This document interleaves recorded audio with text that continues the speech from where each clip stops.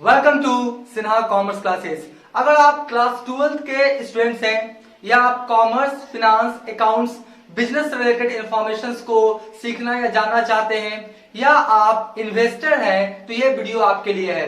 आज के इस वीडियो में मैं बात करूंगा कौन सा रेशियो के बारे में, सॉल्वेंसी रेशियोज के बारे में। किस रेशियो के बारे में? सॉल्वेंसी रेशियोज के बारे में। आपका रेशियो किसे कहते हैं, अकाउंटिंग रेशियोज किसे कहते हैं। अकाउंटिंग रेशियोज को चार भागों में कैटेगराइज किया गया है। Liquidity ratio, solvency ratio, third वाला जो है वो उससे बोलते हैं turnover ratio, rate ratio, times ratio या एफिशिएंसी रेशियो, उसी का नाम है।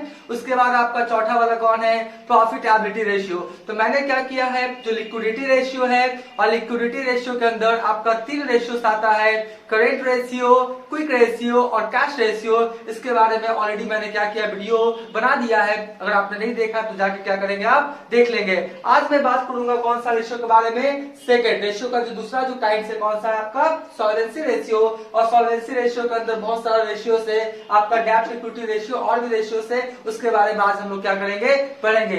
लेकिन उससे पहले अगर अभी तक आपने मेरा चैनल को सब्सक्राइब नहीं किया है तो चैनल को सब्सक्राइब करके बेल आइकन हिट करके ऑल कर देंगे।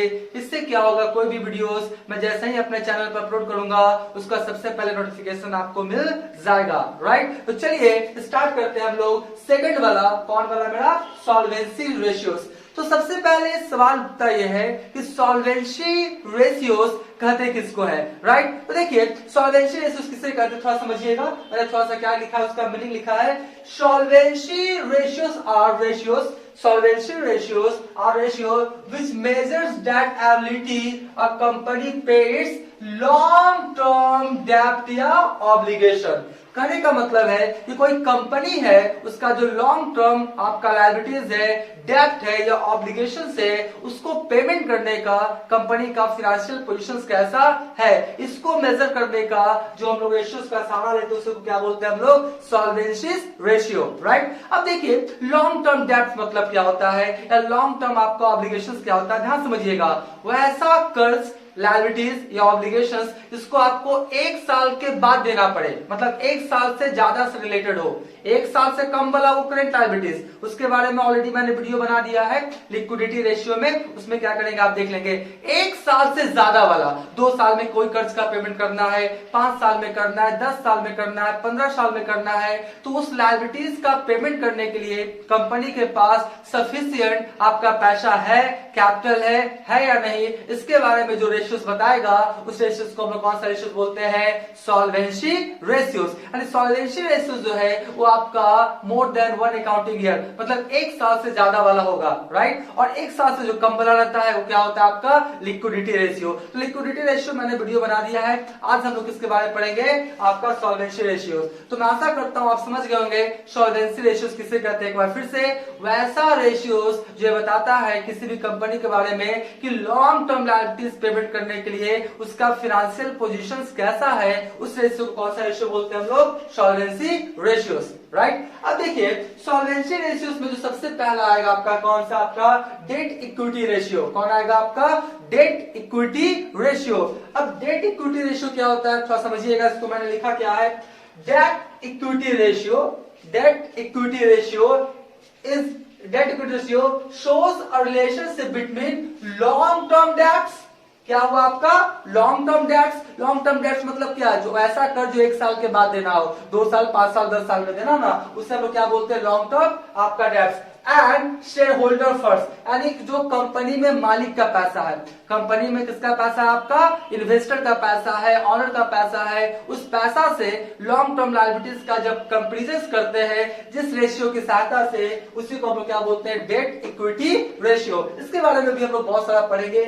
सबसे पहले क्या हुआ, तो डेट इक्विटी रेशियो आप समझ गए होंगे कि आपका क्या बोलता है, लॉन्ग टर्म डेट्स और शेयर होल्डर फंड्स के बीच में क्या करता है, रिलेशंस को जिस रेशियो की सहायता से बताया जाता है उसे हम लोग क्या बोलते हैं, डेट इक्विटी रेशियो।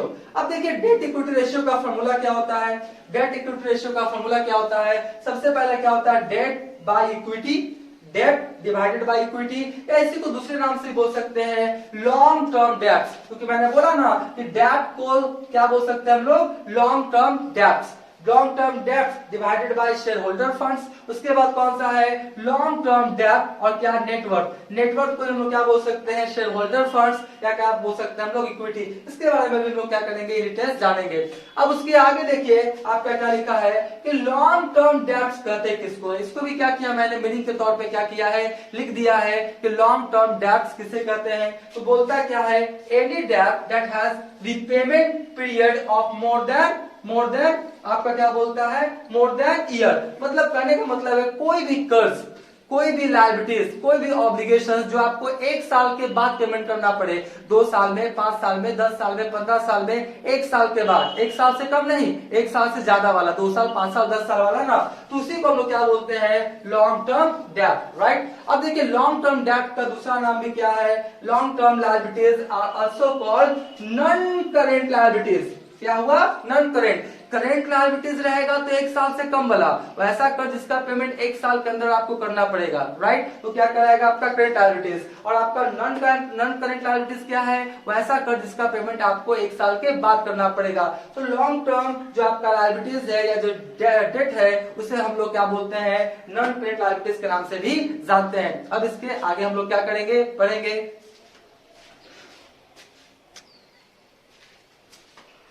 अब हम लोग देखेंगे कि आपका शेयर होल्डर फंड्स, नेटवर्थ या इंटरनल इक्विटी, तीनों का नाम क्या है, सेम है।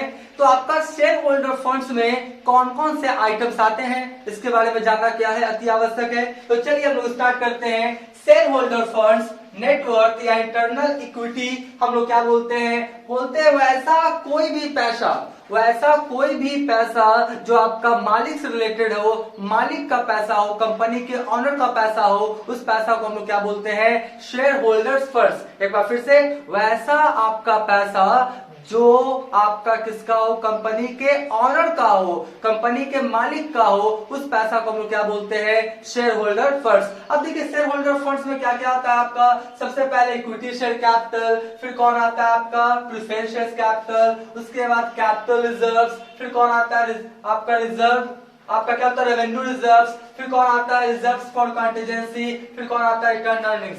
देखिए एक बात मैं यहाँ पे ये विश्वास करता हूं कि आप लोग पहले से इक्विटी शेयर कैपिटल किसे कहते हैं, प्रेफरेंस शेयर कैपिटल किसे कहते हैं, आपका डिवेंचर्स किसे कहते हैं, सिक्किंग फंड्स किसे कहते हैं, और भी जो आइटम्स है इसके बारे में पहले से आप लोग जानते होंगे, मैं ऐसा आशा रखता हूं। अगर आप नहीं जानते हैं उसका भी क्या करूंगा, मैं सेपरेट वीडियोस क्या करूंगा, बना दूंगा कि इक्विटी शेयर कैपिटल किसे कहते हैं, प्रेफरेंस शेयर कैपिटल किसे कहते हैं, डिवेंचर्स किसे कहते हैं, और सिक्किंग फंड्स किसे कहते हैं, और भी जितने सारे आइटम्स मिलेंगे उस सब का आपका क्या करूंगा, मैं सेपरेट वीडियोस क्या करूंगा, बना दूंगा।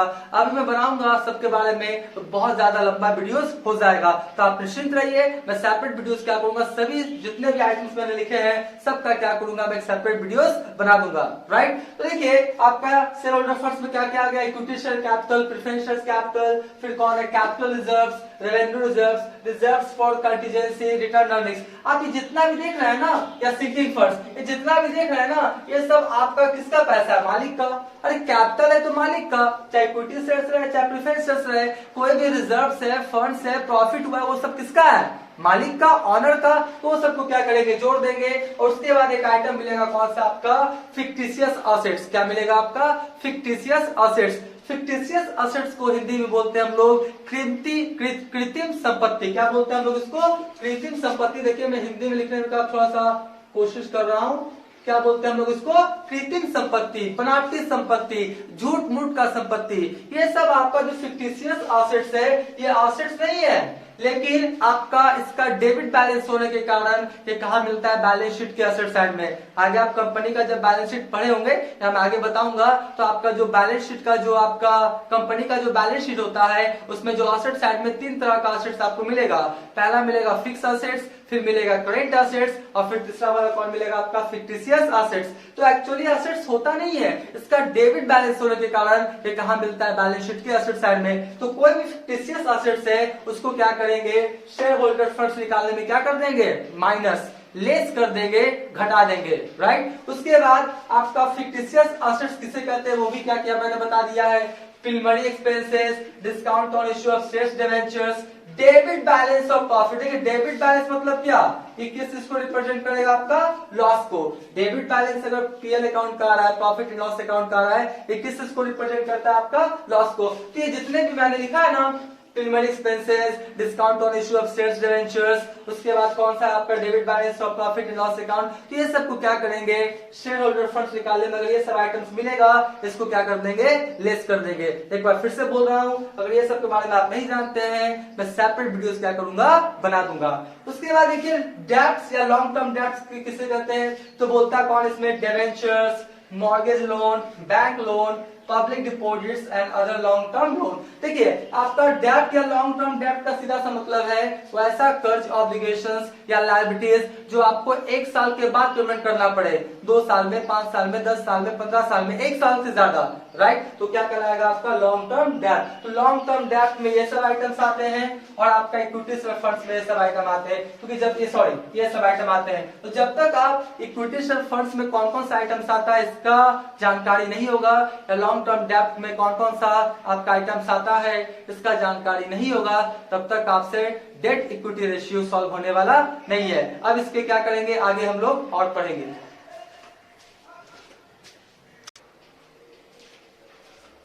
अब हम लोग एक प्रैक्टिकल क्वेश्चन देखेंगे डेट इक्विटी रेशियो का, राइट। अब सवाल उठता है कि आखिर जैसा आपने थंबनेल देखा था कि डेट इक्विटी रेशियो के इंपॉर्टेंस को समझे। आप सोचिए कि डेट इक्विटी रेशियो किसी भी कंपनी के लिए या इन्वेस्टर के लिए क्यों जरूरी होता है। देखिए अगर मान लेते हैं कि आप कंपनी चलाते हैं, आपका एक क्या है, बहुत बड़ा कंपनी है, और आप किसी बैंक से आप क्या करते हैं, या फाइनेंशियल इंस्टीट्यूशन से क्या लेना चाहते हैं, आप लोन लेना चाहते हैं। क्या लेना चाहते हैं, आप लोन लेना चाहते हैं। तो जो बैंक है या फाइनेंशियल इंस्टीट्यूशन है वो आपको लोन क्यों देगा, वो आपको देखेगा कि लोन तो देंगे इसको, क्या इसको आपका लोन का रिपेमेंट करने का फाइनेंशियल पोजीशन अच्छा है। ऐसा नहीं है कि आपका बैंक से आपने लोन मांगा और आपने क्या किया कि 10 करोड़ रुपया लोन दे दीजिए, हम 5 साल, 10 साल, 15 साल में क्या करेंगे, रिटर्न कर देंगे। तो जो आपका बैंक है या जो फाइनेंशियल इंस्टीट्यूशन है वो इसी तरह से आपको लोन नहीं देगा, पहले देखेगा कि आपका फाइनेंशियल पोजीशन कैसा है, क्या आप लोन देने में सक्षम है या नहीं। तो आपका क्या करेगा, डेट इक्विटी रेशियो जो आपका कंपनी है उसका क्या करेगा, वो जो फाइनेंशियल इंस्टीट्यूशन या बैंक है जो लोन देने वाला है वो चेक करेगा और देखेगा कि आपका डेट इक्विटी रेशियो कैसा है। डेट इक्विटी रेशियो देख के ही आपका कोई भी बैंक या फाइनेंशियल इंस्टीट्यूशन जो लोन देगा, आपका फाइनेंशियल पोजीशन के बारे में पता उसका लग जाएगा कि लॉन्ग टर्म लायबिलिटीज पेमेंट करने का आपका कैपेसिटी कैसा है। देखिए कोई भी आपका लोन देना चाहेगा तो अपना चाहेगा ना कि लोन मेरे को रिटर्निंग आ जाए वापस, मेरे को जो मैंने लोन दिया मेरे को वापस आ जाए। ऐसा तो नहीं किसी तरह से लोन क्या करेगा, बांटते चला जाएगा, नहीं, ऐसा नहीं हो सकता है। तो इसीलिए आपका कौन सा रेशियो है, आपका डेट इक्विटी रेशियो। देखिए बिजनेस में आपका प्रोफेशनली सोचता है कोई भी, अगर आपका फैमिली है, फ्रेंड है, वहां पे इमोशनली सोचता है कि चलो दे देते हैं, क्या दिक्कत है, भाई है, आपका पिताजी है, कोई भी है, आपका ब्रदर है, तो आप क्या करते हैं, इमोशनली क्या करते हैं, पैसा दे देते हैं। लेकिन अगर आप बिजनेस करते हैं, आप कंपनी चलाते हैं, तो बिजनेस कंपनी में इमोशंस को आपको हटाना पड़ेगा, वहां पर कैसे चलना पड़ेगा, आपका प्रोफेशनली, राइट। तो डेट इक्विटी रेशियो ये बताता है कि लॉन्ग टर्म आपका जो डेब्ट है वो देने में आपका फाइनेंशियल पोजीशन कैसा है। देखिए आपका क्या है debt equity ratio, debt by equity, बहुत सारा मैंने क्या किया है सबके बारे में बता दिया है वीडियो में। अब एक मैंने क्या किया, क्वेश्चंस लिया है, राइट। देखिए आपका सबसे पहले लिया डिवेंचर से आपका 1 लाख, लॉन्ग टर्म लोन है 25,000 और लॉन्ग टर्म बैंक लोन कितना 75,000। तो आपका देखा जाए ये सब आपका क्या है, लॉन्ग टर्म क्या है, डेट का क्या है आपका एग्जांपल से, तो आपका कितना हो गया, आपका 2 लाख, 1 लाख 25,000, 1.25 लाख और 1.25 लाख और 75,000 कितना हो गया आपका 2 लाख, राइट। तो आपका लॉन्ग टर्म जो डेट हो गया वो कितना हो गया आपका 2 लाख। उसके बाद कौन कौन देख लीजिए, आपका इक्विटी शेयर कैपिटल है 2.5 लाख, प्रेफरेंस शेयर कैपिटल है 2 लाख और रिजर्व कितना आपका 50,000। तो 2.5 लाख और 2 लाख 4.5 लाख 50,000 कितना हो गया मेरा 5 लाख। और 5 लाख में जो आपका फिक्टिशियस एसेट्स का मैंने एक एग्जांपल लिया है, प्रीलिमिनरी एक्सपेंसेस भी क्वेश्चंस में है, मान लेते हैं कितने का आपका 1 लाख। तो फाइनली जो आपका क्या बोलता है इक्विटी हुआ या इक्विटी शेयर होल्डर फंड्स कितना हुआ आपका 4 लाख। तो यहां पर देखिए अगर हम निकालेंगे डेट इक्विटी रेशियो,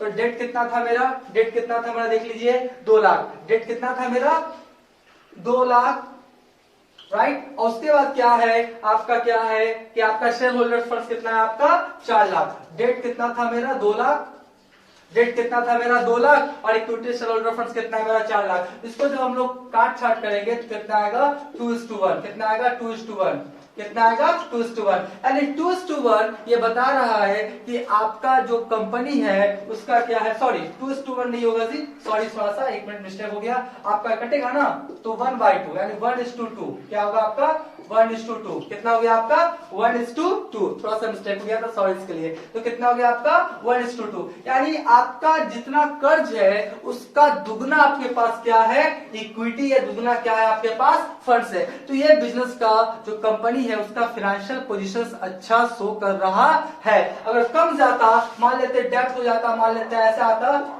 आता, मान लेते हैं कि डेट कितना होता 0.25:1, यानी आपके पास जो आपका है वो कर्ज कितना है आपका, कर्ज कितना है आपका देख लीजिए यहाँ पे, 1 मिनट जाइए। आपका जो कर्ज है अगर हम ऐसे लिख दें, अगर ऐसे लिख दें आपका 1:2 कितना लिख दे, इस तरह से लिख दे, है ना, इस तरह से लिख दे। यानी क्या हुआ कि कर्ज आपका 1 रुपया है और उसको पेमेंट करने के लिए आपके पास पैसा कितना है 25। तो ये क्या होगा आपका बहुत ज्यादा रॉन्ग मैसेज देगा, आपका जो कंपनी है उसका फाइनेंशियल पोजीशन घटिया शो करेगा। ठीक है, तो अब सवाल उठता है कि आइडियल रेशियो क्या होता है।